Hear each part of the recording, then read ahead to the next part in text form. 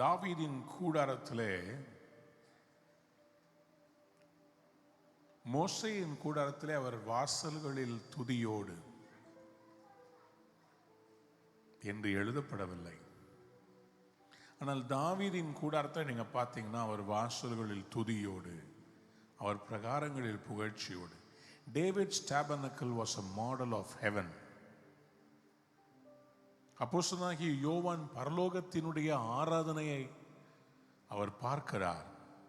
24 மூப்பர்களும் தங்கள் சிங்காசனத்தை விட்டு எழுந்து தங்கள் கிரீடங்களை அவர் பாதப்படியிலே வைத்து 24 மணி நேரமும் அவரை ஆராதித்துக் கொண்டே இருக்கிறார்கள். வெளிப்படுத்தின விசேஷம் 4ஆம் அதிகாரம் 10ஆம் வசனத்திலே 24 மூப்பர்களும் சிங்காசனத்தின் மேல் வீற்றிருக்கிற முன்பாக வணக்கமாய் விழுந்து சதா காலங்கள் உயிரோடு இருக்கிறவரை தொழுது கொண்டு தங்கள் கிரீடங்களை சிங்காசனத்துக்கு முன்பாக வைத்து, கர்த்தாவே, தேவரீர் மகிமையும் கனத்தையும் வல்லமையும் பெற்றுக்கொள்கிறதற்கு பாத்திரராயிருக்கிறீர். நீரே சகலத்தையும் சிருஷ்டித்தீர். உம்முடைய சித்தத்தினால் அவைகள் உண்டாகியிருக்கவைகளும் சிருஷ்டிக்கப்பட்டவைகளுமாய் இருக்கிறது என்றார்களாம். இப்படி அவர்கள் ஒரு முறை சொல்லவில்லை, ஒவ்வொரு முறையும் அவர்கள் எழும்பி கிரீடத்தை வச்சுட்டு அப்படி சொல்லி ஆராதித்து முடித்த பிறகு மறுபடியுமாய் அவர்கள் தங்கள் சீட்டில் உட்காருவாங்களாம். மறுபடியுமாய் அவர்கள் தங்கள் கிரீடங்களை கழட்டி அவருக்கு முன்பாக சாஷ்டாங்கமாய் விழுந்து வணங்குவார்களாம். வெளிப்படுத்தின விசேஷம் 5ஆம் அதிகாரத்தில் 8ஆம் வசனத்தில் நீங்கள் வாசித்து பார்த்தீங்கன்னாலும் அந்த புஸ்தகத்தை அவர் வாங்கின போது அந்த 4 ஜீவன்களும் 24 மூப்பர்களும் தங்கள் தங்கள் சுரமண்டங்களையும் பரிசுத்தவான்களுடைய ஜெபங்களாகிய தூப வர்க்கத்தால் நிறைந்த பொற்கலசங்களை பிடித்து கொண்டு ஆட்டுக்குட்டியானவருக்கு முன்பாக வணக்கமாய் விழுந்து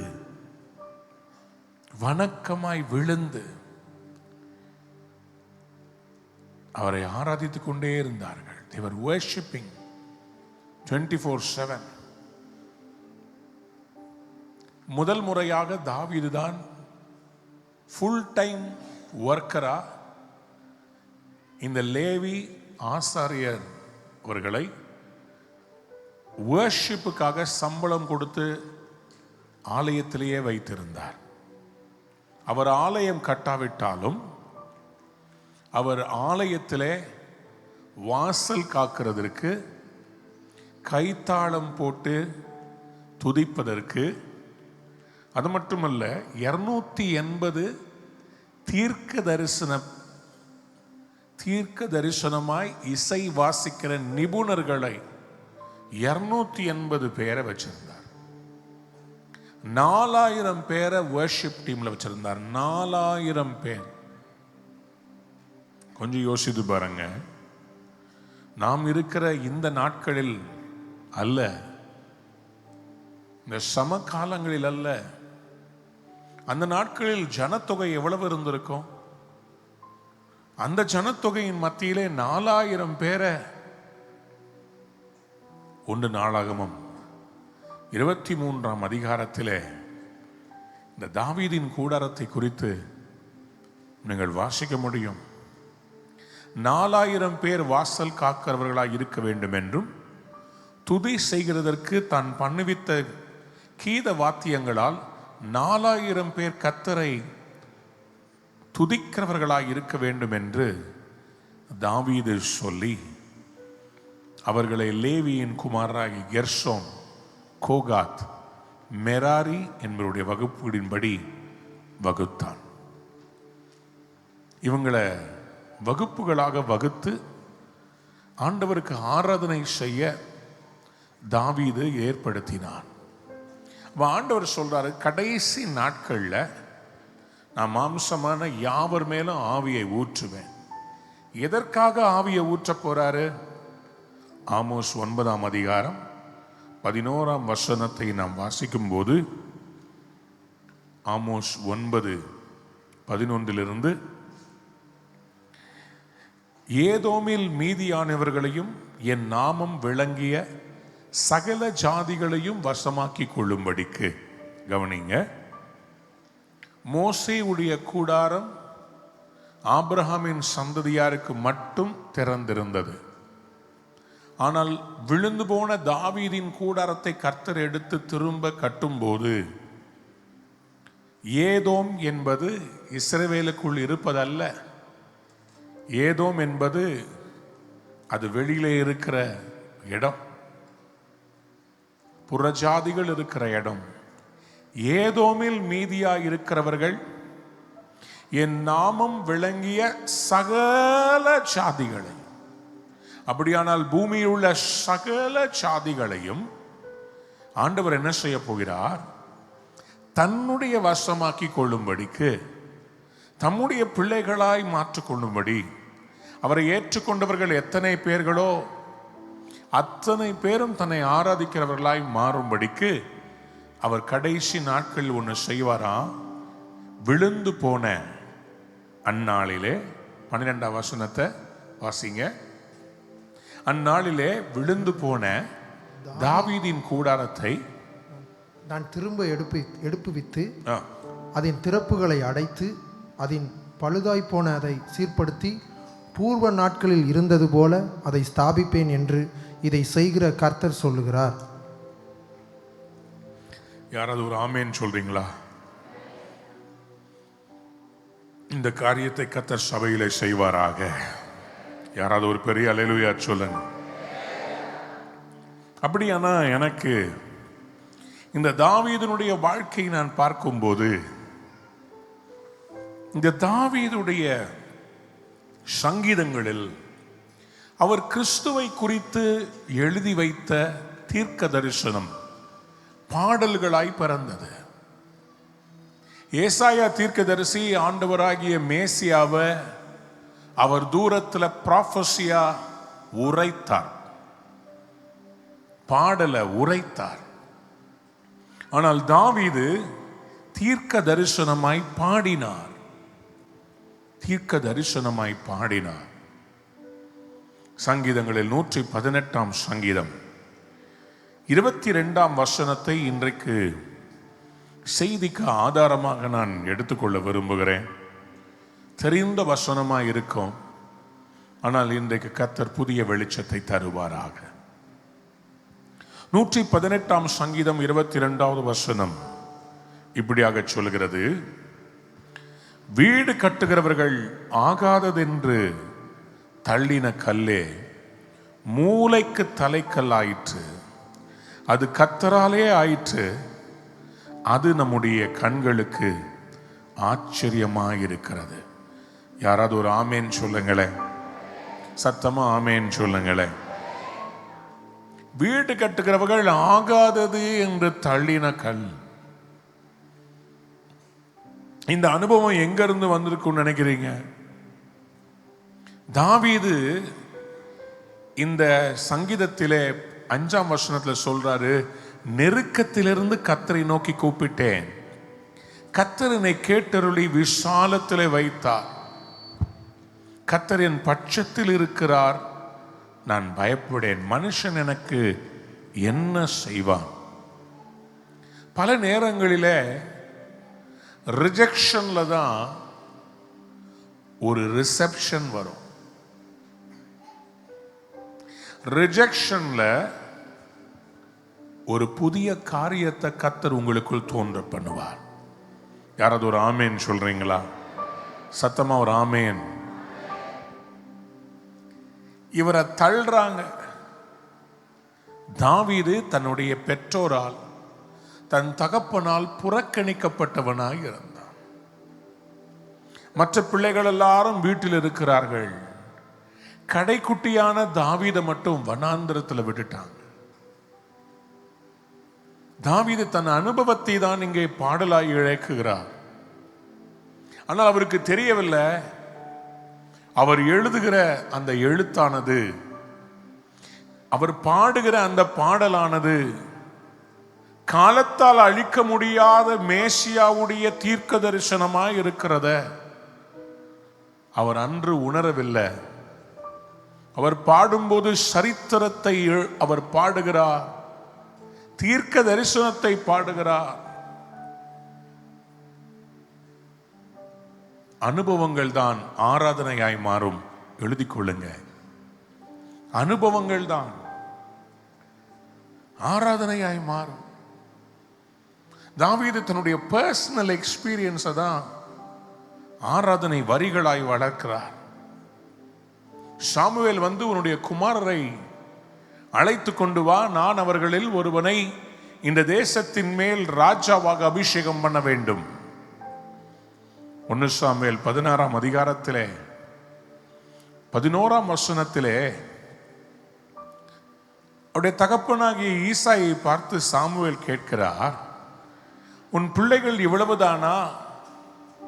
முந்தின வசனத்தை பார்ப்பீர்கள் என்று சொன்னால் 7 குமாரரை அவர் கிராஸ் பண்ண வைத்திருக்கிறார். 7 குமாரர்களில் இந்த தாவீது இல்லை, இவர் 8வது. உங்களுக்கு ஒன்று சொல்லட்டுமா? சில பேர் பரிபூர்ண நன்மைகளால் நிரம்பி இருப்பார்கள். ஆண்டவரே, எனக்கு பரிபூர்ண நன்மை கிடைக்கவில்லையே. 7 என்றால் ஒரு பூரணம். அந்த பூரண வாழ்க்கையிலே நான் இல்லை என்று புறக்கணிக்கப்பட்ட நிலைமையில் இருக்கிற அன்பு சகோதரியே, நீ 8வது நாள் உன்னில் கர்த்தர் ஒரு புதிய துவக்கத்தை வைப்பார். புரிஞ்சவங்க மட்டும் கையை தட்டி ஒரு அல்லேலூயா சொல்லுங்க.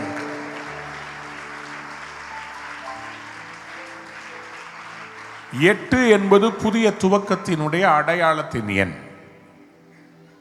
தாவீது அவங்க அப்பா பேரட்ல இன்னைக்கு he was rejected by his own family. இன்னைக்கு சில தள்ளப்பட்ட கல்லை குறித்து உங்களோடு நான் பேச விரும்புகிறேன். ஆகவேதான் அவர் தன்னுடைய அனுபவத்தை எழுதுகிறார். அவருடைய தகப்பன் அவன் ராஜாவாக தகுதி உள்ளவன் என்று அவன் தகப்பன் நினைக்கவில்லை. அவன் சகோதரனாகி எலியா யுத்த களத்துக்கு ஸ்விக்கி டெலிவரி பாயாக சாப்பாடு எடுத்துக்கொண்டு போயிருக்கிறார். தாவீது அண்ணன்மாருக்கெல்லாம் நல்ல பயிறு கொண்டு போய் கொடுத்துட்டு வான்னு அப்பா அனுப்பிச்சிருக்கிறார். ஃபுட்டு டெலிவரி பாய் அங்க நின்று கோலியாத் பேசுறத கேட்ட உடனே இவருக்குள்ள இருக்கிற அபிஷேகம் அனல் மூட்டப்படுகிறது. இவர் சொல்கிறார், இந்த கோலியாத்தை நான் வீழ்த்துவேன். அவங்க அண்ணனுக்கு கோபம் வந்துருச்சு. அப்பா கொடுத்த கொஞ்சம் ஆடுகளை விட்டு, இங்க உனக்கு என்னடா வேலை, போடா வீட்டுக்குன்னு சொல்லி அவனை பத்தி விடுகிறார். தாவீது கேட்கிறார், கர்த்தர் என்னை இங்கே கொண்டு வந்ததற்கு ஒரு முகாந்திரம் இல்லையா? யாராவது ஒரு அல்லேலூயா சொல்றீங்களா? நான் இப்போ இப்படி சொல்லட்டுமா, உங்களை ரிஜெக்ட் பண்ணதே கர்த்தர் உங்களை அக்செப்ட் பண்றதுக்கு தான். உங்களை மற்றவங்க தள்ளி விட்டதே தேவனுடைய தீர்மானங்கள் உங்களில் நிறைவேறுவதற்காக தான். புரிந்தவங்க அல்லேலூயா சொல்லுங்களேன். வீடு கட்டுகிறவர்கள் ஆகாதது என்று தள்ளின கல். மத்தேயு சுவிசேஷம் 21ஆம் அதிகாரம் 42ஆம் வசனத்திலே ஆண்டவராகிய இயேசு கிறிஸ்து தம்முடைய சீஷர்களுக்கு நினைவூட்டி சொல்லுகிறார், நீங்கள் எழுதியிருக்கிறதை வாசிக்கவில்லையா? வேதத்தில் ஒரு காலம் வாசிக்கவில்லையா? வீடு கட்டுகிறவள் ஆகாதது என்று தள்ளின கல்லே மூலைக்கு தலைக்கல்லாயிற்று, அது கர்த்தரால் ஆயிற்று, அது நம்முடைய கண்களுக்கு ஆச்சரியமாய் இருக்கிறது. யாராவது ஒரு அல்லேலூயா சொல்றீங்களா? நான் நம்புகிறேன், விசுவாசிக்கிறேன், இது கர்த்தர் உண்டு பண்ணின நாள். இதிலே கர்த்தர் உங்களை மகிழ்ச்சியாக்க போகிறார். நான் திரும்பவும் சொல்றேன், உங்க சீசன் ஆஃப் ரிஜெக்ஷனை கர்த்தர் முடிக்க செய்து ஒரு சீசன் ஆஃப் அக்செப்டன்ஸ்குள்ள கர்த்தர் கொண்டு வர போகிறார். ஏசாயா தீர்க்க தரிசன புஸ்தகம் 61ஆம் அதிகாரத்தில் ஐசாயா 61ல அபிஷேகத்தில் கர்த்தராகிய தேவனுடைய ஆவியானவர் என் மேல் இருக்கிறார்னு சொல்லும் போது, ஆவியானவர் இறங்கும் போது என்ன நடக்கும்னு சொன்னா, வேதம் சொல்கிறது, கர்த்தருடைய அனுக்கிரக நாளை அறிவிக்க. ஆங்கிலத்தில் நீங்கள் பார்த்தீர்கள் என்றால் the year of acceptance. அப்படி என்றால் அனுக்கிரகம் என்றால் ரிஜெக்ஷன்ல இருந்து அக்செப்டன்ஸ்குள்ள மாறுற காலம். நான் தீர்க்க தரிசனமாய் உங்கள் மேல் பேச விரும்புகிறேன். உங்க ஜெபங்களை கர்த்தர் தள்ளவில்லை. இந்த வருடம் அவர் ஏற்றுக்கொண்டார், நிறைவேற்ற போகிறார். யாராவது ஒரு அல்லேலூயா சொல்லுங்க. இந்த கல் என்று சொல்லப்படுவது தேவனாகிய கர்த்தருக்கு அடையாளமாக, உவமையாக வேதத்தில் பல இடங்களில் சொல்லப்படுகிறது. உபாகமம் 32ஆம் அதிகாரம் 4ஆம் வசனத்தை வாசித்து பாருங்கள். சங்கீதம் 18:31 வாசியுங்கள். உபாகம் 32:4 சொல்கிறது, அவர் கன்மலை, அவர் கிரியை உத்தமமானது, அவர் வழிகளெல்லாம் நியாயம், அவர் நியாயக்கேடில்லாத சத்தியமுள்ள தேவன், அவர் நீதியும் செம்மையுமானவர். சங்கீதம் 18:31, ஏசாயா 17:10 என்ன சொல்கிறது? சங்கீதம் 18:31 சொல்கிறது, கர்த்தரை அல்லாமல் தேவன் யார்? நம்முடைய தேவனை அன்றி கன்மலை யார்? நம்முடைய தேவன் அன்றி கன்மலை யார்? He is the rock. ஏசாயா 17ஆம் அதிகாரம் 10ஆம் வசனம், ஏசாயா 26ஆம் அதிகாரம் 4ஆம் வசனம், ஏசாயா 20ஆம் அதிகாரம் 29வது வசனம். ஏசாயா 17:10 சொல்கிறது, உன் பலமாகிய கன்மலையை நீ நினையாமல் உன் ரட்சிப்பாகிய தேவனை நீ மறந்தாய்.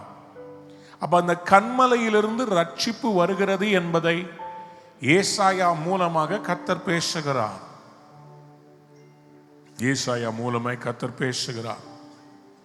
ஏசாயா 26ஆம் அதிகாரம் 4ஆம் வசனத்திலும், ஏசாயா 20ஆம் அதிகாரம் 29ஆம் வசனத்திலும் கர்த்தரை என்றென்றைக்கும் நம்புங்கள், கர்த்தராகிய யெகோவா நித்திய கன்மலையாய் இருக்கிறார். யாராவது ஒரு அல்லேலூயா சொல்றீங்களா? ஆண்டவரை ஒரு கல்லுக்கு ஈடாக நம்ம பார்க்க முடியாது. ஆனால் அவரை உருவகப்படுத்தி பார்க்கும்போது அசைக்க முடியாத கன்முலையாய் அவர் இருக்கிறதை எத்தனை பேர் ஆமேன் சொல்ல விரும்புறீங்க? ஏசாயா 20:29 வாசிக்கும் போதும் நீங்கள் அதை அறிந்து கொள்ள முடியும். அவர் எப்படிப்பட்டவர்? 1 கொரிந்தியர் 10ஆம் அதிகாரம் 4ஆம் வசனத்திலே அந்த கன்மலை யார் என்பதை பவுல் கொரிந்து சபைக்கு விளக்கப்படுத்தி சொல்லுகிறார். அந்த கன்மலை வேற யாரும் இல்லை, அந்த கன்மலை கிறிஸ்துவே. யாராவது ஒரு பெரிய அல்லேலூயா சொல்றீங்களா?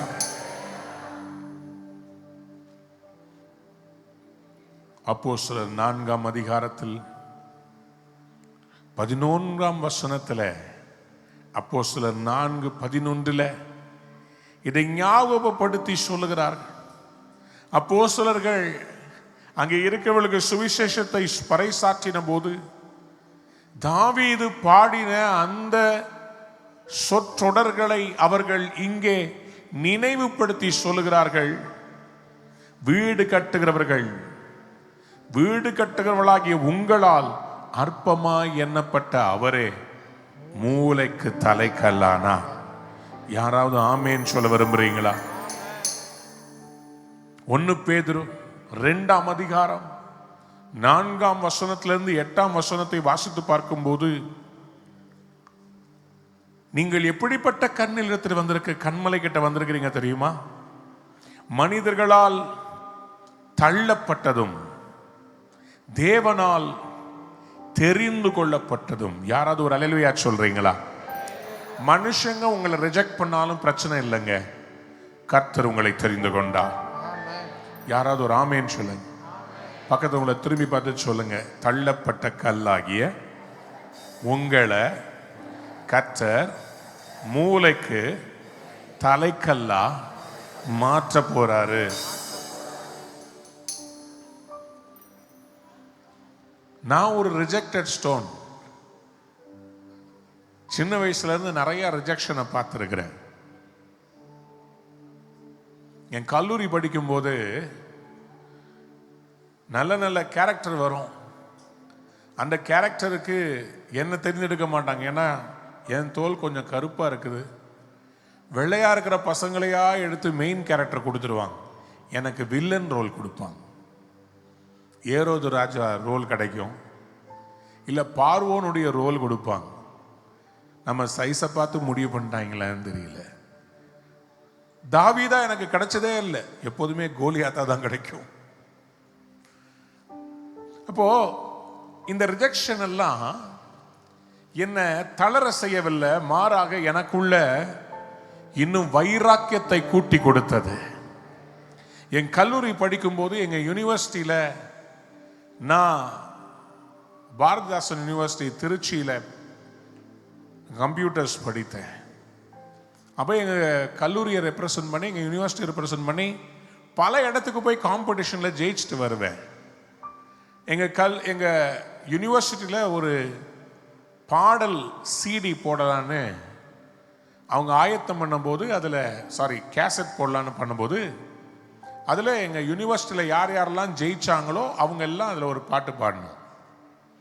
இப்போ எனக்கு ஸ்டுடியோ கொண்டு போனாங்க. அந்த ஸ்டுடியோவில் நான் பெண் சிசு கொலையை பற்றி பாடும். வயிற்றுக்குள்ள கரு கலைக்கப்பட போகிற ஒரு குழந்தை தாயை பார்த்து பாடுகிற பாடல். என்னை அழிக்காதம்மா, எனக்கு வாழ ஒரு வாய்ப்பு கொடு, கதறுகிற பாடல். நான் ஸ்டுடியோவில் நின்று ஹெட்ஃபோன்லாம் மாட்டிட்டு அவங்க ப்ளே பண்ண ஆரம்பிக்கிறாங்க. நான் என்ன ஆச்சுன்னே தெரியல, என் கண்கள்லேருந்து தாரை தாரையாய் கண்ணீர் வருகிறது. நான் பாட ஆரம்பிக்கிறேன், என் குரல் ததும்புகிறது, கண்ணீர் வருகிறது. அந்த ஸ்டுடியோ இன்ஜினியர் என்கிட்ட கேட்கிறார், என்னங்க ஏன் அழுகிறீங்க? எனக்கு தெரியல, அன்னைக்கு ரட்சிக்கப்படாத போதே என் மேல அபிஷேகத்தை கர்த்தர் ஊற்றி இருக்கிறார். சிறு வயதிலேயே நான் சபையில் அபிஷேகம் பண்ணப்பட்டேன். 12 அல்லது 13 வயது இருக்கும் போது என் தலை மேல டி அருள்ராஜ் என்ற தீர்க்கதரிசி கை வச்சு சொன்னாரு, உலகமெல்லாம் இந்த பையன் ஆண்டவருக்காக ஊழியம் செய்ய போவான், இவனுடைய நாவால் கர்த்தர் புகழப்படுவார். ஆகவே அந்த ஸ்டுடியோவில் நிற்கும் போது ஒரு 3 தடவை ட்ரை பண்ணிட்டு மைக்கை ஆஃப் பண்ணிட்டு பேசுறாங்கன்னு நினைச்சிட்டு மைக்கை ஆன் பண்ணிட்டே பேசுறாங்க. சும்மா எடுத்து விடுங்க, அவன் போன பிறகு அழிச்சிட்டு வேற யாராவது பாட வச்சிடலாம். இன்னைக்கு உலகம் முழுவதும் என்னுடைய பாடல்கள் போகிறது. ஆனால் அன்றைக்கு ரிஜெக்ட் பண்ணப்பட்டு அந்த ஸ்டுடியோவில் கலை காவிரின்னு திருச்சியில் அந்த ஸ்டுடியோடைய வாசல்ல உட்காந்து நான் அழுதேன். என்னை ரிஜெக்ட் பண்ணிட்டாங்களே, என்னை ரிஜெக்ட் பண்ணிட்டாங்களே.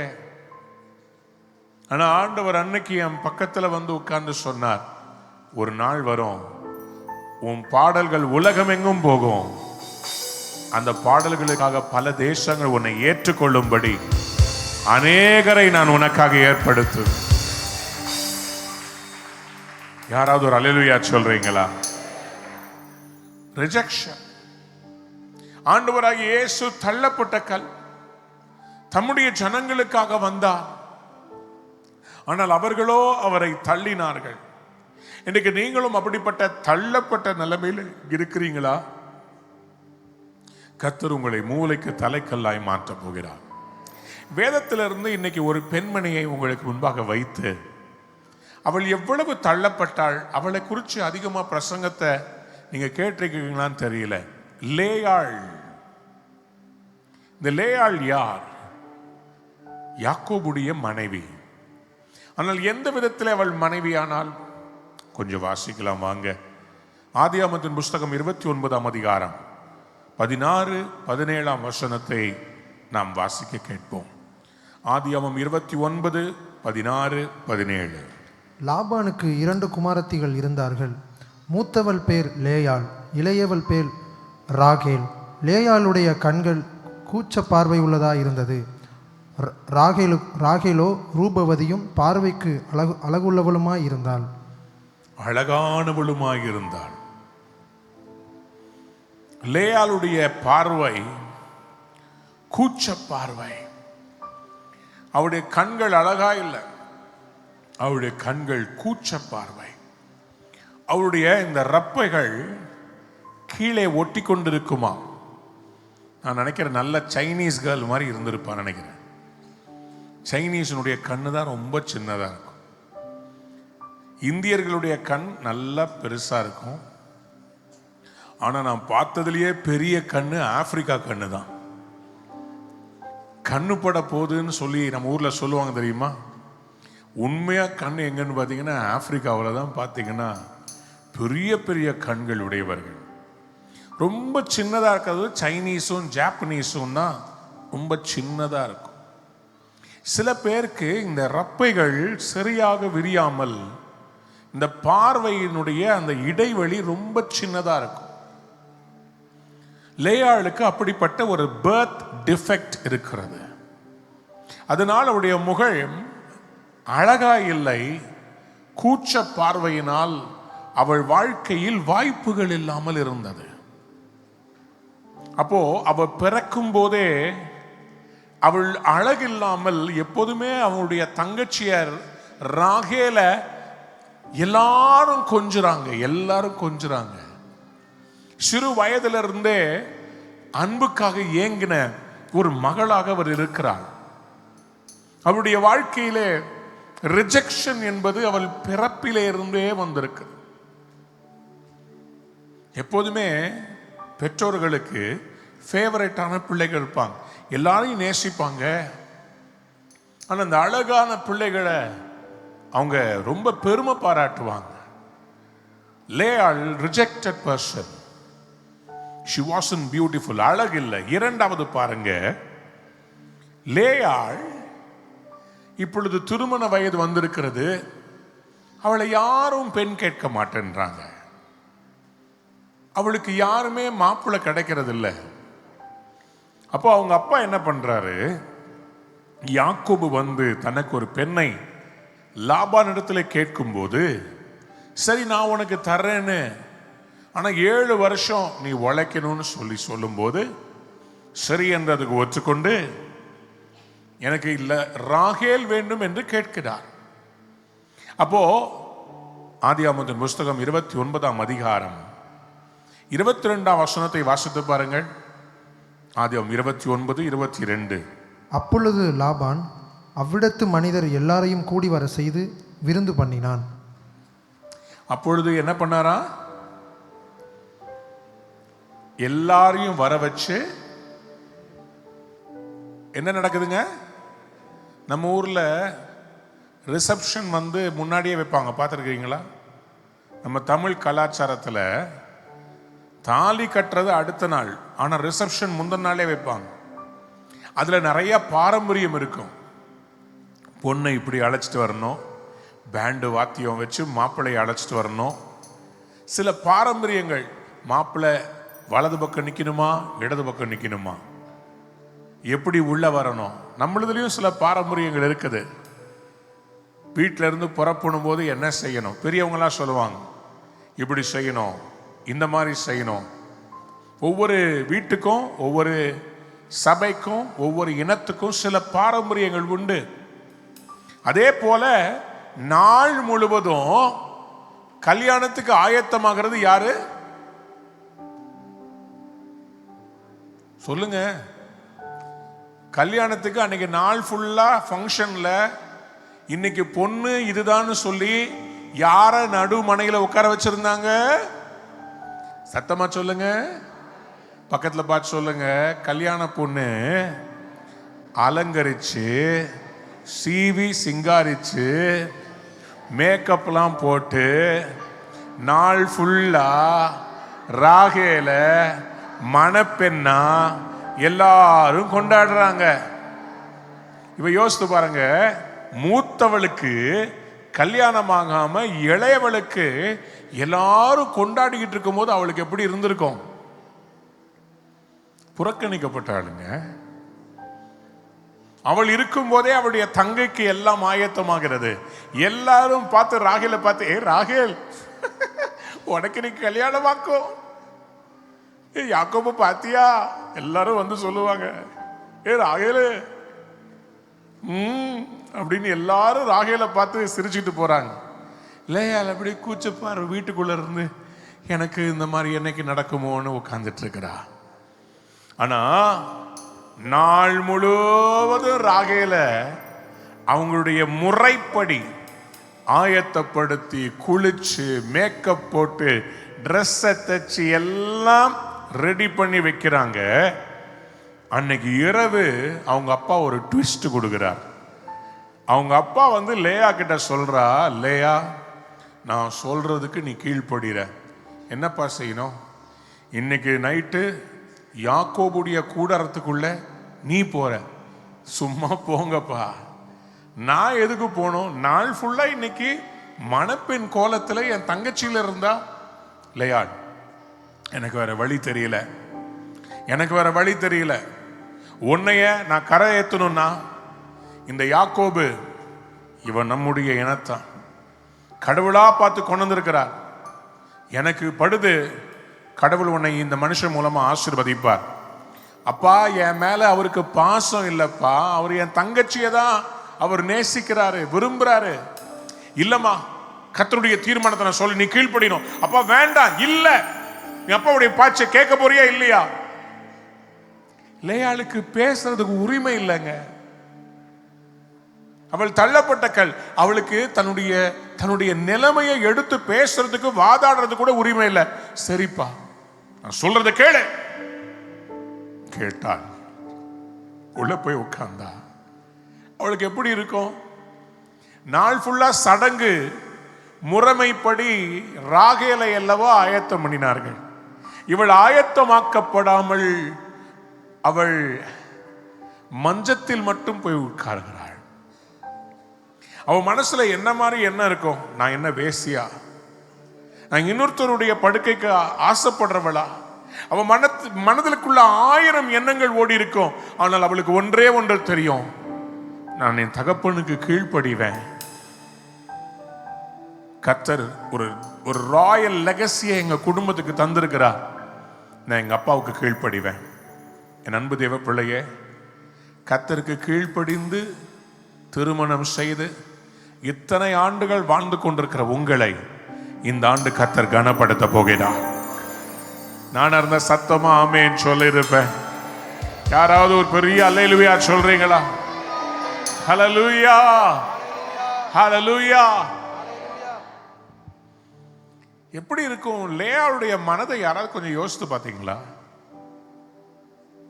அதை விட ரொம்ப கொடுமையான காரியம், அடுத்த நாள் காலையில கண் விழிச்சு பார்த்த உடனே தான் யாக்கோபுக்கு தெரிகிறது, நேத்து நம்மோடு இருந்தது ராகேல் அல்ல, லேயாள். பார்த்த உடனே சீ, நீயா? உன் கூடவா இருந்த? யாக்கோபு சொல்றாரு, எனக்கு நீ வேண்டான்றாரு. லாபான்ட்ட போய் சண்டை பிடிச்சுக்கிட்டு இருக்கிறாரு. ராகேல தரன்னு சொல்லி லேயாள தந்துட்டீங்களே. ஆனா அவங்க அப்பா விடுறாரு இல்ல. அவங்க அப்பா சொன்னாரு, ராகேல் வேணும்னா இன்னொரு 7 வருஷம் நீ உழைக்கணும். தந்தது தான். எனக்கு இந்த ஸ்டோரியில ஒன்னே ஒண்ணு புரியுதுங்க. யாக்கோபு அவங்க அப்பாவெல்லாம் ஏமாத்துனா, கர்த்தர் யாக்கோபுக்கு இங்க ஒரு முடிச்சு போட்டாரு பாருங்க.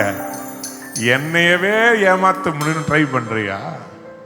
நான் எப்படி உன் வாழ்க்கையில சில காரியங்களை செயல்படுத்துறேன் பாரு. அப்ப அவளுடைய கணவரால் அவள் ரிஜெக்ட் பண்ணப்பட்டாள். முறைப்படி எனக்கு எதுவுமே நடக்கல. முறைப்படி கொஞ்சம் யோசித்து பாருங்களேன். ஊர்ல இருக்கிறவங்கிட்ட லாபான் இது யாக்கோபு என்னை நேசிக்க மாட்டேன்றாருன்னா எல்லாரும் ஊர்ல என்ன சொல்லிப்பாங்க? ஏய் நீ யாருன்னு தெரியாதாடி? நம்ம ஊர்ல இந்த பெண்களுக்கு மட்டும் யாராவது குற்றம் கண்டுபிடிக்கிறது அப்படியே அசால்ட்டா சொல்லுவாங்க தெரியுமா? நீ ஓடி போய் கல்யாணம் பண்ணாத, ஓடு காலி. நீ உங்க அப்பா அம்மாவுடைய ஆசீர்வாதத்தோட நடந்துச்சா? இவளை பார்த்து என்ன சொல்லியிருப்பாங்க? உன் தங்கச்சியுடைய இடத்தை பிடிக்கிறதுக்கு என்ன கள்ளத்தனம் பண்ணி உனக்கு முறைப்படி கல்யாணம் நடந்துச்சா? சும்மா போடி. இல்ல யாக்கோபு இடத்துல அன்பா இருக்க மாட்டேனா? சும்மா போடி. நீ ஆசைப்பட்டு தானே இந்த மாதிரி தப்பு பண்ணி உன் கணவரை கவர்ந்து இழுக்கிறதுக்காக நீ செஞ்ச. லேயாள சமுதாயம் ரிஜெக்ட் பண்ணுகிறது. கணவருடைய அன்பு கிடைக்கல. கணவர் அவளை பார்த்தாலே எரிச்சல் அடைகிறார். She was a rejected one. ஆனால் கர்த்தர் லேயாளை ஏற்றுக்கொண்டார். கேட்கல, சத்தம் கேட்கல. சத்தமா ஒரு அல்லேலூயா சொல்றீங்களா? இந்த யாக்கோபுக்கு எந்த அளவு லேயாள் மேல பாசம்னா, ஏசாவை சந்திக்க போகிறார்கள். இவர் ஃபர்ஸ்ட் என்ன பண்றாரு, தன்னுடைய மறுமனையாட்டிகளாகிய ராகேல் லேயாளுடைய வேலைக்காரிகளை முன்னாடி வச்சு, ஏசா வந்து அடிச்சா ஃபர்ஸ்ட் அவங்கள வெட்டி போடட்டும், அவங்க பிள்ளைகளை. அடுத்தது யாரை வைக்கிறார் தெரியுமா? லேயாள. செத்தா லேயாள் போயிட்டோம், ராகேல பின்னாடி வச்சுக்கிட்டார். என்னால் லவ் பார்த்தீங்களா? இதுக்கு தான் 2 பொண்டாட்டி இருக்கக்கூடாதுன்றது. ஒன்னே ஒன்று இருந்தா ஒழுங்கா இருந்திருப்பார்ல. இப்போ பாருங்க, சாய்ஸ் அவருக்கு.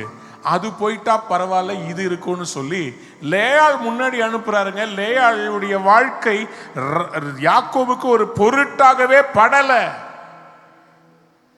அவர் செத்தா சாகட்டும். இன்னைக்கு அன்புக்காக ஏங்குகிற தேவ பிள்ளையே, இன்னைக்கு பல கிறிஸ்தவ குடும்பங்கள்ல ஒரு 40 வயது வரும்போது அன்பு தணிந்து போய்விடுகிறது. குடும்பங்கள்ல சமாதானம் இல்லை. மேலை நாடுகள்ல டைவர்ஸ் பண்ணிட்டு வேற ஒருத்தனோட வாழ்றாங்க. நம்ம ஊர்ல நம்முடைய தமிழ் கலாச்சாரம் நம்ம விட்டு கொடுக்க மாட்டோம்.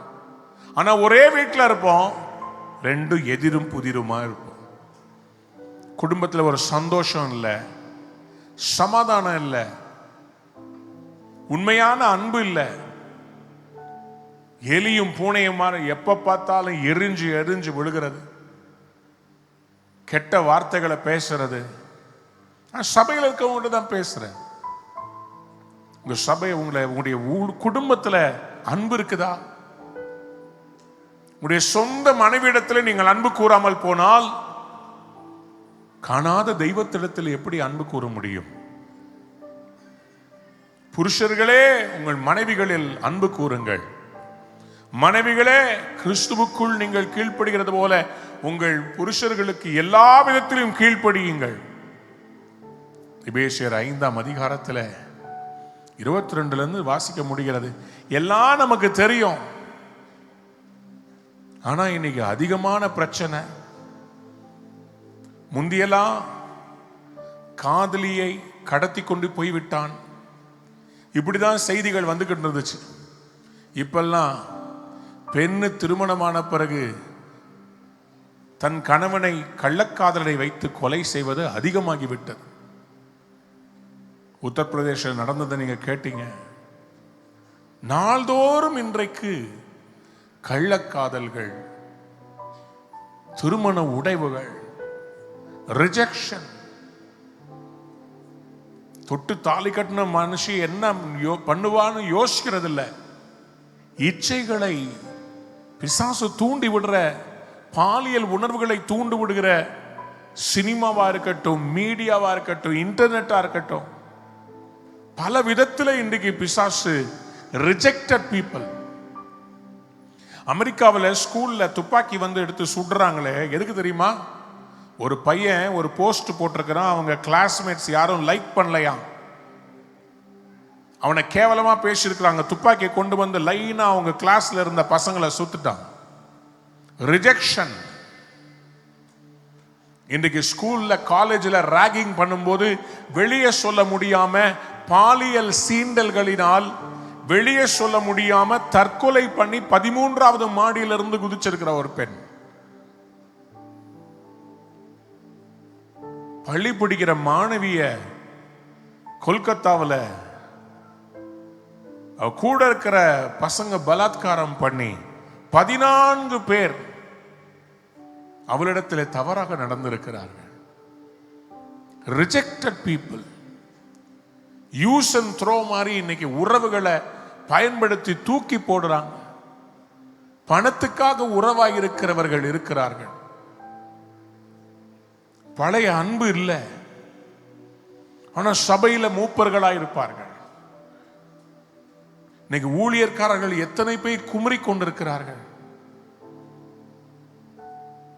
அநேக பெண்கள் இன்றைக்கு எலும்புரிக்கீழா இருக்கிறாங்க. கணவன்மாருக்கு எசபேலாய் மாறிவிடுகிறார்கள்.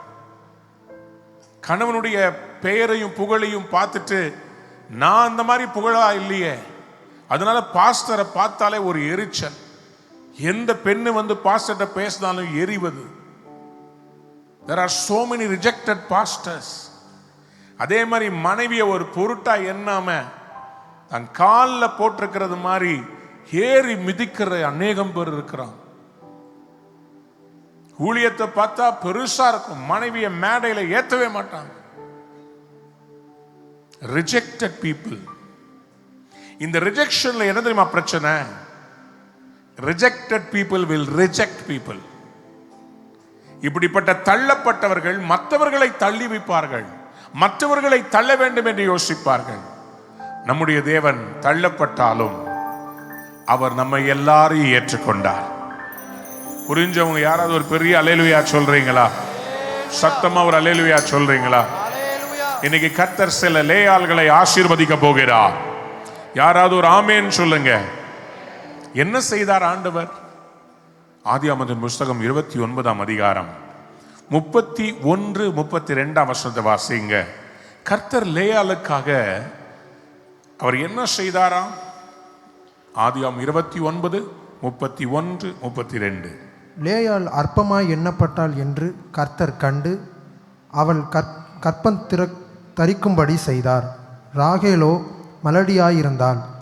லேயாள் கர்ப்பவதியாகி ஒரு குமாரனை பெற்று கர்த்தர் என் சிறுமையை பார்த்தருளினார். இப்பொழுது என் புருஷன் என்னை நேசிப்பார் என்று சொல்லி அவனுக்கு ரூபன் என்று பெயரிட்டாள். கர்த்தர் என் சிறுமையை பார்த்தார். God has seen my misery. ஆனால் இது எப்படி ஆயிற்று? கர்த்தர் ராகேலின் கற்பத்தை அடைத்து லேயாளின் கற்பத்தை திறந்தார். யாராவது கையை உயர்த்தி ஒரு அல்லேலூயா சொல்றீங்களா? இப்ப சொல்லுங்க, லாபான் செய்ததில் தேவனுடைய கரம் கூட இருந்ததுன்னு நம்புறவங்க மட்டும் ஒரு ஆமேன் சொல்லுங்க பாப்போம். உலக பார்வைக்கு லேயாள் ஒரு ஏமாற்றுக்காரி, உலக பார்வைக்கு லேயாள் ஒரு வஞ்சகமான ஸ்திரீ, உலக பார்வைக்கு அவள் ஏன் இப்படி செய்தாள்? ஆனால் கர்த்தரின் பார்வைக்கு அவள் நீதிமானாக பார்க்கப்பட்டாள். கர்த்தர் அவளுடைய அந்த கற்பை பரிசுத்தமாய் பார்த்தார். கர்த்தர் அவளுடைய கீழ்ப்படிதலை உச்சதமாய் பார்த்தார். அவளுடைய கீழ்ப்படிதல் அவளை நீதிமானாக மாற்றினது. கர்த்தர் அவள் கற்பத்தை திறந்து இஸ்ரவேலினுடைய முதல் கோத்திரமாகிய ரூபன் கோத்திரத்தை ராகேலுக்கு தரவில்லை, கர்த்தர் லேயாளுக்கு தந்தார். யாராவது ஒரு பெரிய அல்லேலூயா சொல்றீங்களா? நான் இப்போ தீர்க்கதரிசனமா சொல்ல போறேன். கையை தட்ட போறீங்க. பைபிளை மடியில வச்சிருங்க. பைபிளை மடியில வச்சிருங்க. 2 கையை ஃப்ரீயா வச்சுக்கோங்க. பைபிளை மூடிடாதீங்க, இன்னும் இருக்குது. 2 கையை ஃப்ரீயா வச்சுக்கிறீங்களா? ரைட். நான் இப்போ ஒன்று காரியத்தை தீர்க்க தரிசனமா சொல்ல விரும்புகிறேன். நல்லா கவனித்துக் கொள்ளுங்க. உங்களை உலகம் தள்ளினாலும் உங்களுக்குள் தேவன் தலையாகிய தலைமைத்துவத்தினுடைய அபிஷேகத்தை உங்கள் வீட்டிலிருந்து, உங்கள் மடியிலிருந்து, உங்கள் கற்பத்திலிருந்து, உங்கள் குடும்பத்திலிருந்து, உங்கள் சபையிலிருந்து கர்த்தர் புறப்பட பண்ண போகிறார். கோழிப்போர் விளைய நீங்க சாதாரணமா நினைச்சிடாதீங்க. கர்த்தர் இந்த நாகர்கோயில் மாவட்டத்தில் இந்த பேரை கர்த்தர் பெருமைப்படுத்தும்படி உங்க சபைய, தள்ளப்பட்ட சபைய, அன்பு போதகர் சோபிதராஜ் அவர்களை யாரெல்லாம் தள்ளினார்களோ அவர்களுடைய கண்கள் காண இந்த சபைய மூளைக்கு தலைக்கல்லாய் கர்த்தர் மாற்ற போகிறார். யாராவது கையை தட்டி ஒரு அல்லேலூயா. எத்தனை பேர் ஆமென் சொல்ல விரும்புறீங்க? இந்த கல்லின் மேல் என் சபையை கட்டுவேன், பாதாளத்தின் வாசல் அதை மேற்கொள்ளாதே. இந்த கல்லின் மேல் என் சபையை கட்டுவேன், பாதாளத்தின் வாசல் அதை மேற்கொள்ளாதே. சபையின் தலைவர் மூளைக்கு தலைக்கல் இயேசுவே. சபையின் தலைவர் இயேசுவே, மூளைக்கு தலைக்கல் இயேசுவே. ஹல்லேலூயா ஹல்லேலூயா, சபை தான் ஜெயிக்குமே. ஹல்லேலூயா ஹல்லேலூயா, பாதாளம் தோற்குமே. ஹல்லேலூயா ஹல்லேலூயா, சபை தான் ஜெயிக்குமே. ஹல்லேலூயா ஹல்லேலூயா, பாதாளம் தோற்குமே. ரத்தம் சிந்தி மீட்கப்பட்ட சபை இதுவே, சுத்தம் பெற கிறிஸ்து தந்த ஸ்தலம் இதுவே. ரத்தம் சிந்தி மீட்கப்பட்ட சபை இதுவே, சுத்தம் பெற கிறிஸ்து தந்த ஸ்தலம் இதுவே. சபைதனில் நிலை நாட்டினி, புது மனிதனாய் என்னை மாற்றினி, வாழ்க்கையை செழிப்பாக்கினி, கிருபையால் உயர்த்தினி, என்னை கிருபையால் உயர்த்தினி. இந்த கல்லின் மேல் சபையை கட்டுவே, பாதாளத்தின் வாசல் அதை மேற்கொள்ளாதே. சொல்லுவோம். இந்த கல்லின் மேல் சபையை கட்டுவே, பாதாளத்தின் வாசல் அதை மேற்கொள்ளாதே. சபையின் தலைவர் இயேசுவே, மூளைக்கு தலைக்கல் இயேசுவே. சபையின் தலைவர் இயேசுவே, மூளைக்கு தலைக்கல் இயேசுவே. ஹல்லேலூயா ஹல்லேலூயா, சபைதான் ஜெயிக்குமே. ஹல்லேலூயா ஹல்லேலூயா, பாதாளம் தோற்குமே. எத்தனை பேர் ஆமென் சொல்றீங்க? சத்தமா ஆமென் சொல்லுங்களேன். லேயாளை கர்த்தர் அக்செப்ட் பண்ணி இரண்டாவது ஒரு பிள்ளையை கொடுக்கிறார். ஆதியாகமம் 29:33 வாசிக்கும் போது, மறுபடியும் அவள் கர்ப்பவதியாகி ஒரு குமாரனை பெற்று, நான் அற்பமாய் எண்ணப்பட்டதை கர்த்தர் கேட்டருளி இவனையும் எனக்கு தந்தார் என்று சொல்லி அவனுக்கு சிமியோன் என்று பெயரெடுத்தாள். சிமியோன் என்றால் என்ன தெரியுமா அர்த்தம்? கர்த்தர் என்னை கேட்டருளினார் என்று அர்த்தம். நான் தீர்க்க தரிசனமா சொல்றேன், கர்த்தர் உங்க விண்ணப்பத்தை கேட்டருளினார். இந்த ஆண்டு உங்களுக்கு பதில் வரப்போகிறது. அந்த கடன்ல இருந்து நீங்க வெளியே வர போறீங்க. உங்களை ரிஜெக்ட் பண்ண அதே பேங்க்ல உங்களை கூப்பிட்டு எங்க பேங்க்ல அக்கௌண்ட் வைங்கன்னு சொல்ல போறாங்க. உங்களை ரிஜெக்ட் பண்ண அதே குடும்பம் சொல்லுவாங்க, கர்த்தர் மெய்யாகவே உம்மோடு இருக்கிறார் என்பதை நாங்கள் கண்டோம். நீங்க வந்து எங்க ஃபேமிலி ஃபங்க்ஷன்ல நீங்க தான் ஜெபிக்கணும்னு உங்களை கூப்பிட போறாங்க. விசுவாசிக்கிறவங்க யாராவது ஒரு ஆமேன்னு சொல்றீங்களா? அதை விட என்ன தெரியுமா ரொம்ப அருமையானது, மூன்றாவது ஒரு குழந்தை பிறக்குது. ஆதியாகமம் 29:34 ஆண்டவர் எப்படி ஆசீர்வதிக்கிறார் பாருங்களேன். பின்னும் அவள் கர்ப்பவதியாகி ஒரு குமாரனை பெற்று, என் புருஷனுக்கு 3 குமாரனை பெற்றபடி அவர் இப்பொழுது என்னோடு சேர்ந்திருப்பார் என்று அவனுக்கு லேவி என்று பெயரிட்டார். நல்ல கவனிங்க, இதுவரைக்கும் லேயாளுடைய வார்த்தையை யாரும் கனம் பண்ணல. அவள் அப்பாவும் இவள் சொல்றத கேட்கல, யாக்கோபு கேட்கல, ராகேல் மதிக்கல, சமுதாயம் அவளை ஏற்றுக்கொள்ளவில்லை. ஆனால் கர்த்தர் ஏற்றுக்கொண்டார். முறைப்படி எனக்கு எதுவுமே நடக்கலன்னு சொல்லி வாழ்க்கையவே வருத்தத்தின் அப்பத்தை சாப்பிட்டு கொண்டிருந்த லேயாள் லேவியை பெற்றாள். இந்த லேவி யார் தெரியுமா? கைதட்ட ரெடியா இருக்கிறீங்களா? நான் ஒன்று சொல்ல போறேன்.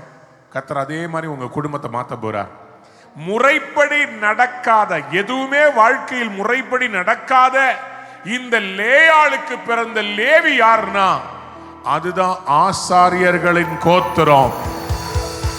சமஸ்த இஸ்ரவேலுக்கும் அவங்க எப்படி வாழணும், எப்படி கர்த்தரை ஆராதிக்கணும், எப்படி சாப்பிடணும்னு முறையை சொல்லி கொடுக்கிற பிள்ளையை பெற்ற லேயாளை போல தள்ளப்பட்ட நீதான் அநேகரை வழி நடத்துகிற தேவனால் தெரிந்து கொள்ளப்பட்ட அபிஷேகம் பண்ணப்பட்ட கர்த்தருடைய மகள், கர்த்தருடைய மகன். அவர் உன்னை தெரிந்து கொண்டார்.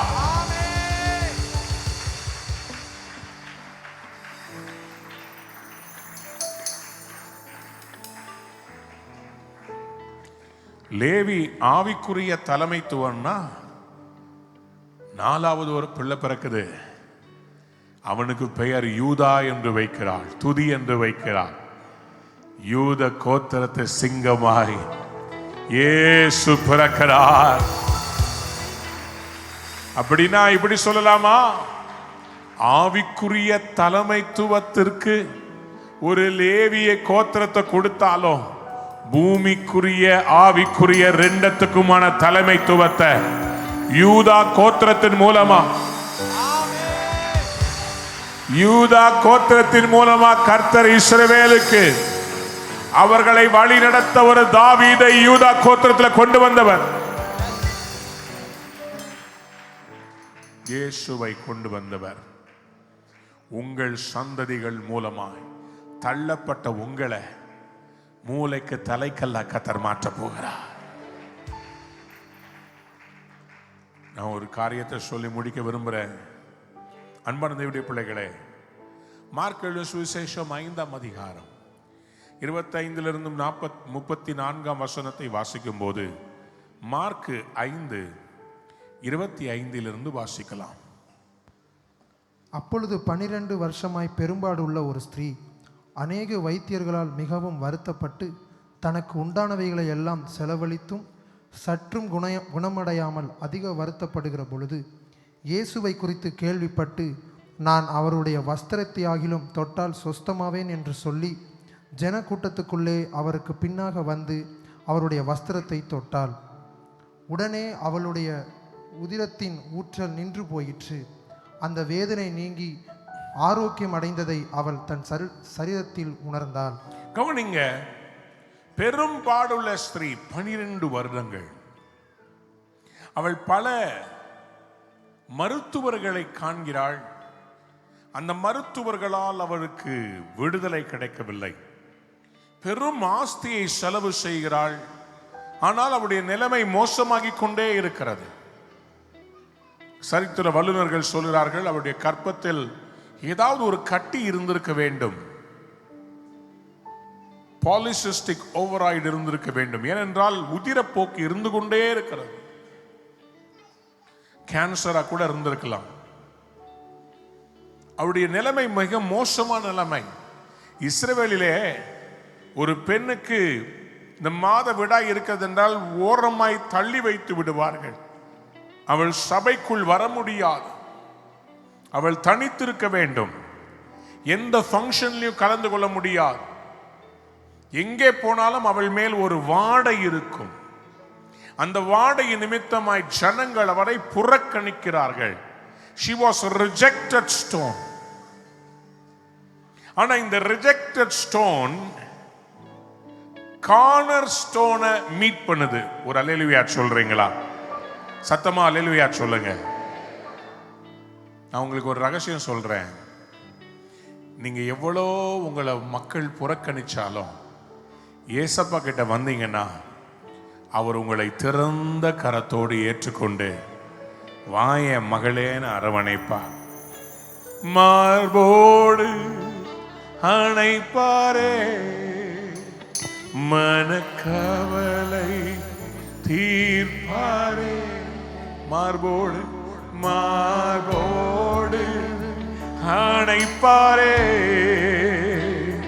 மனக்கவலை தீர்ப்பாரே. ஒரு தேற்றுவது போ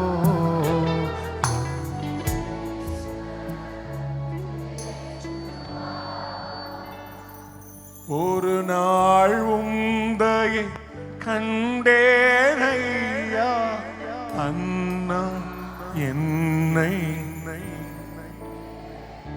எத்தனை பேர் சொல்றீங்க? ஒரு நாள் உந்தையை அந்நாளிலே வெறுத்தேனையா, உந்தையை பெரிதையா என் மேல்.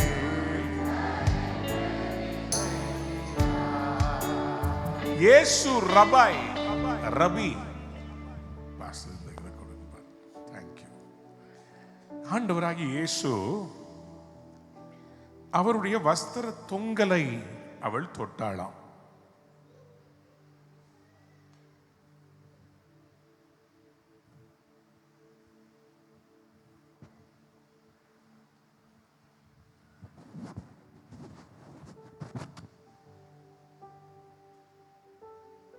ஆண்டவராகிய இயேசு நான் சிறியதான ஒரு தலித், இந்த தலித் என்பது சிறு கூடாரம் என்று அடையாளப்படும். ஆண்டவராகிய இயேசு இந்த வஸ்திரத்தை அவர் அணிந்திருந்தார். இந்த வஸ்திர தொங்கல் எதை குறிக்கிறது?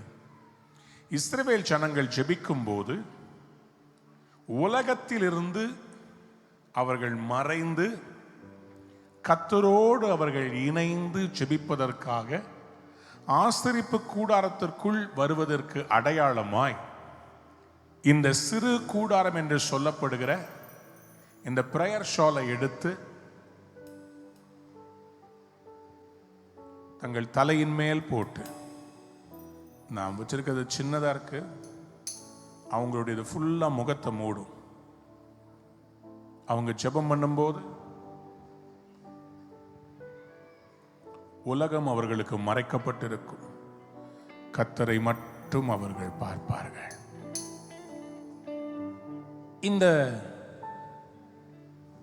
ஜெபத்தை செய்வதற்காக இந்த தலித்தை அவர்கள் வெறும் ஜெபத்திற்கு மட்டுமல்ல, இந்த தலித்தினுடைய கீழே இருக்கிற இந்த முடிச்சுகளை பாருங்கள். இந்த முடிச்சுகளுக்கெல்லாம் சும்மா அவர்கள் குஞ்சம் கட்ட மாட்டார்கள். இதெல்லாம் கணக்கு பண்ணி ஆண்டவருடைய கற்பனைகளின் அளவிலே இதனுடைய ஒவ்வொரு குஞ்சமும் அவர்கள் தொட்டு பிரார்த்தனை செய்யும்படி கர்த்தருடைய வசனத்தை நினைவு கூறுவார்கள்.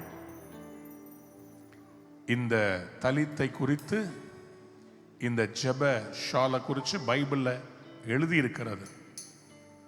அன்பு தேவனுடைய பிள்ளைகளே, அப்போ அதனுடைய இந்த எட்ஜஸ்ல இப்படிப்பட்ட நீளமான ஒன்றை வைத்திருப்பார்கள். இதனுடைய ஒவ்வொரு கார்னர்லயும் 4 கார்னர்லயும் இதுக்கு பேரு ஜிட்னு சொல்லுவாங்க. இந்த ஜெபத்திற்காக இதை வைத்திருப்பார்கள். இதுல இருக்கிற ஒவ்வொரு முடிச்சுகளும் ஒவ்வொரு கற்பனைகள். அப்போ அவங்க ஜெப நேரத்தில் இது ஒவ்வொன்றா பிடித்து பிடித்து கர்த்தருடைய வார்த்தைக்கு அடையாளமாய் அவர்கள் இதை பிடித்து ஜெபித்து கொண்டே இருப்பார்கள்.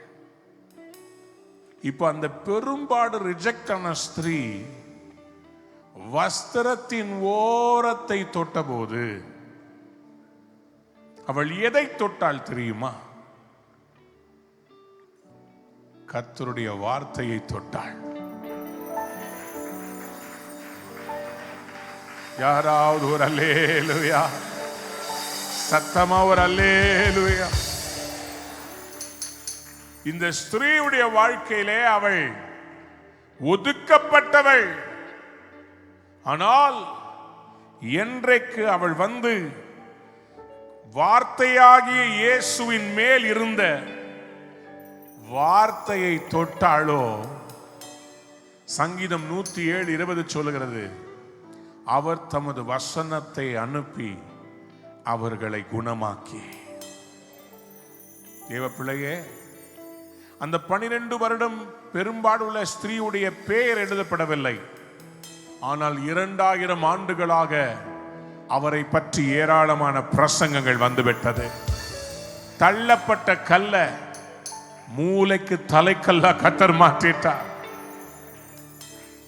இன்னைக்கு உங்களையும் சரித்திரம் படைக்க வைக்க போறார். யாரெல்லாம் இன்னைக்கு சுகத்தை பெற்றுக்கொள்ள விரும்புறீங்க, யாரெல்லாம் இன்னைக்கு உங்க குடும்பத்தை கர்த்தர் அப்படி தலைக்கல்லா மாற்றணும் விரும்புறீங்க, எழும்பி நில்லுங்க, எழும்பி நில்லுங்க. உங்க சபையை கர்த்தர் அப்படி உயர்த்த போறேன்னு என்கிட்ட சொல்லிக்கிட்டே இருக்கிறார். ஆண்டவர் என்கிட்ட மறுபடி சொல்றாரு, இந்த சபை ஒரு யூதா கோத்திரம். இந்த சபை தேவனால் தெரிந்து கொள்ளப்பட்ட சபை. இந்த சபை ஒரு இஸ்ரவேலாய் மாறப்போகிற சபை.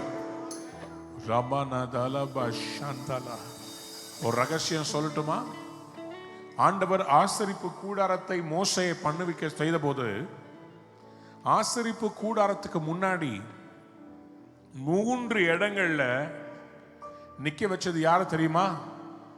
லேயாளுடைய பிள்ளைகளின் கோத்திரங்களை தான் முன்னாடி நிக்க வச்சார். யாராவது கையை உயர்த்தி ஒரு பெரிய அல்லேலூயா சொல்லக்கூடாதா? சத்தமா அல்லேலூயா சொல்றீங்களா? நேர் எதிரில் யூதா நிக்கணுமா? இந்த ஆசரிப்பு கூடாரத்துக்கு முன்பாக அந்தந்த கோத்திரங்கள் எப்படி நிக்கணும்னு சொல்லும் போது ரிஜெக்டட் லேயாளுடைய பிள்ளைகளின் கோத்திரத்தை தான் கர்த்தர் முன்னாடி நிக்க வச்சார். நீங்கள் தள்ளப்பட்டவர்களாக இருக்கலாம், ஆனா கர்த்தர் இந்த சீசன்ல உங்களை சபையில தலைக்கல்லா மாற்ற போற. யாரெல்லாம் இந்த சபைக்கு அப்படிப்பட்ட ஒரு தலைக்கல்லாய் மாற விரும்புறீங்க அவங்க மட்டும் ஒரு அல்லேலூயா சொல்றீங்களா? இந்த 1 பேதுரு 2ஆம் அதிகாரத்துல சில வசனங்களை வாசித்து நான் முடிக்க விரும்புறேன். 4ஆம் வசனத்திலிருந்து 1 பேதுரு 2ஆம் அதிகாரம் 4ஆம் வசனத்துல, மனுஷரால் தள்ளப்பட்டதாயினும் தேவனால் தெரிந்து கொள்ளப்பட்டதும் விலையேறப்பட்டதுமாயிருக்கிற ஜீவனுள்ள கல்லாகிய அவரிடத்தில் சேர்ந்தவர்களாகிய நீங்களும் ஜீவனுள்ள கற்களை போல ஆவிக்கேற்ற மாளிகையாகவும் இயேசு கிறிஸ்து மூலமாய் தேவனுக்கு பிரியமான ஆவிக்கேற்ற பலிகளை செலுத்தும்படிக்கு பரிசுத்த ஆசாரிய கூட்டமாகவும் கட்டப்பட்டு வருகிறீர்கள். யாரெல்லாம் ஒரு ஆமேன் சொல்ல விரும்புறீங்க? அவர் ஒரு ஜீவனுள்ள கல், உங்களையும் ஜீவனுள்ள கல்லாக மாற்றிவிட்டார்.